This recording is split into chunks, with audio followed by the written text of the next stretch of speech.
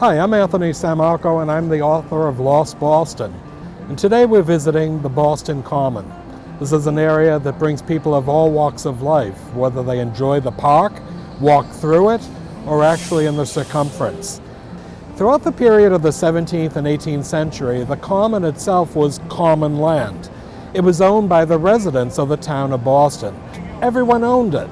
So we not only saw cattle and sheep being grazed on the Common, but it was also the location of the Boston elm. And the elm, which was a large tree that survived until 1876, was a place that was not only well known in Boston history, but it was also where many criminals were actually hung. But the whole concept of an open area as a parkland would come to a point in the early 19th century when the Lafayette Mall was laid out.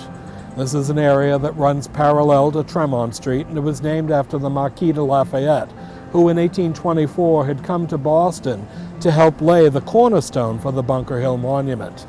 But in the 19th century, we would see in some ways that the Boston Common became a place not only of recreation, but also it would be developed with the Frog Pond, a place that attracted children for centuries now to actually enjoy cool water and fountains. The Common also would have an apple lady. She was well known in the 19th century, and during the period of the 1860s and 1870s, she seemed to be photographed throughout the Boston Common. She would bring a wicker basket filled with apples during the fall season and sell them, but she became immortalized. Not only did the Boston Common have, of course, the apple lady, but they also had baked bean suppers. And during the period of the 1940s through the 1960s, hundreds of people would sit down to tables that were actually laid, and people would actually have baked beans. During the period of World War I, the Boston Common would actually see the Bay State Club. The Bay State Club itself was founded during the period of World War I for men and women in the armed forces. It's today the Visitors Center for the Freedom Trail.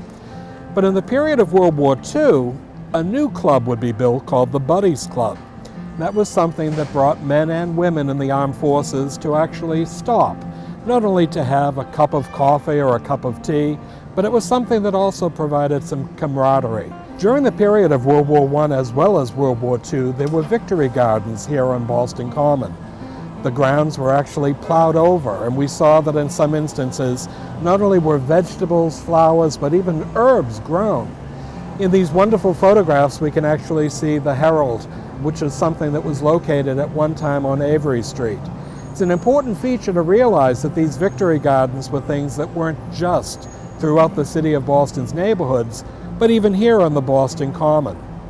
The whole concept, though, of the Boston Common is something that in the very recent past was something that during the Christmas months was a wonderful place where we not only saw the trees surrounding the Common decorated with colored lights during the festive holiday seasons, but we also saw the nativity creche on the Boston Common and a small meeting house type chapel where many people came to not only sing Christmas carols, but also it seemed almost every chorus or glee club within walking distance of Boston also participated.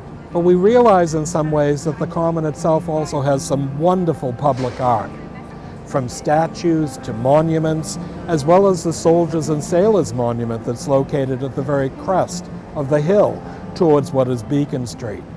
Today, when we think of Boston Common, we have to realize that it's something that is truly owned by the residents of Boston.